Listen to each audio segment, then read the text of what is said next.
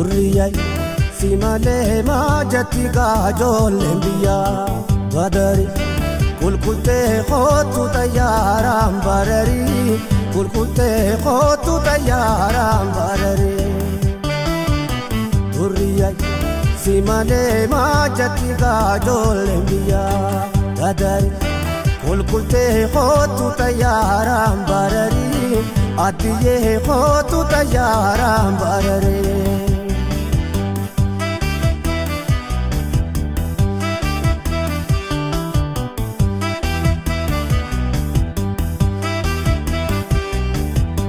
Gangasheti ya sanda khola garra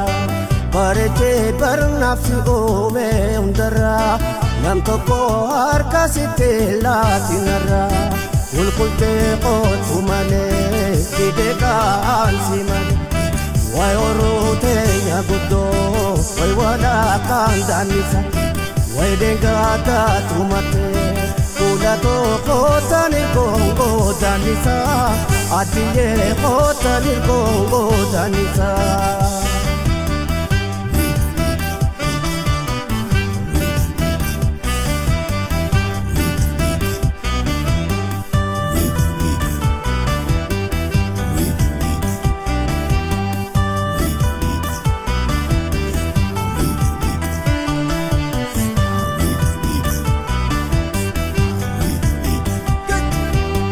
Durriyay simale mabjati gajollen biya badari kulkulte khotu tayaram barari kulkulte khotu tayaram barari durriyay simale mabjati gajollen biya badari kulkulte khotu tayaram barari kulkulte khotu tayaram barari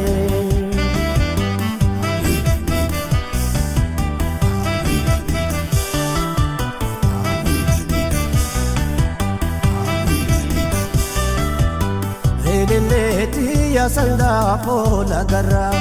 simale takana mone tambira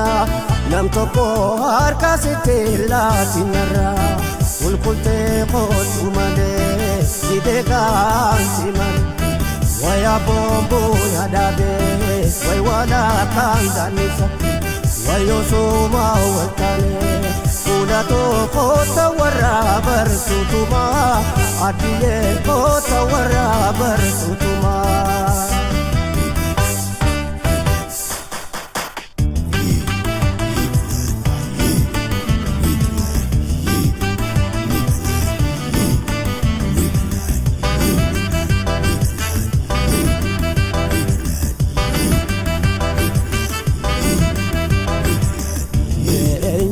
Absise bonto enyunin kosa me khotu enyunin dati se koma pitansa dati se urup se ate wandur yada chise amne gamatisa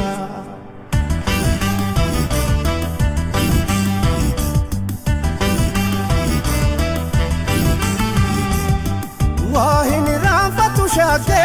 buya amane kanganda rabane wala fereri yota watimbonto buya godogalane ibada shidane jalala okofale wala fani nyane nadura mullata anwa rampan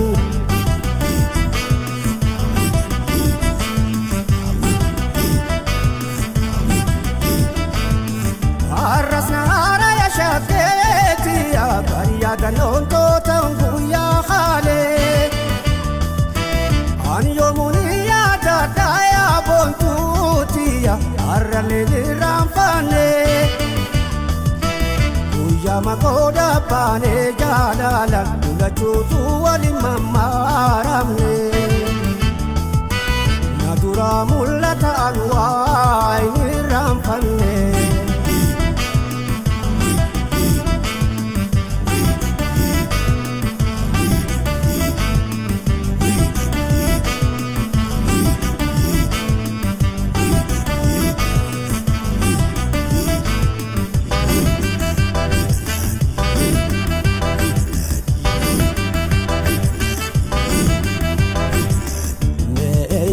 Dabsisee boontu eenyuun hin qoosa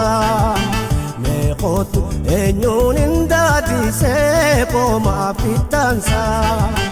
daadisee urruubsee adde waan dur yaadachiisee onnee gammachiisa.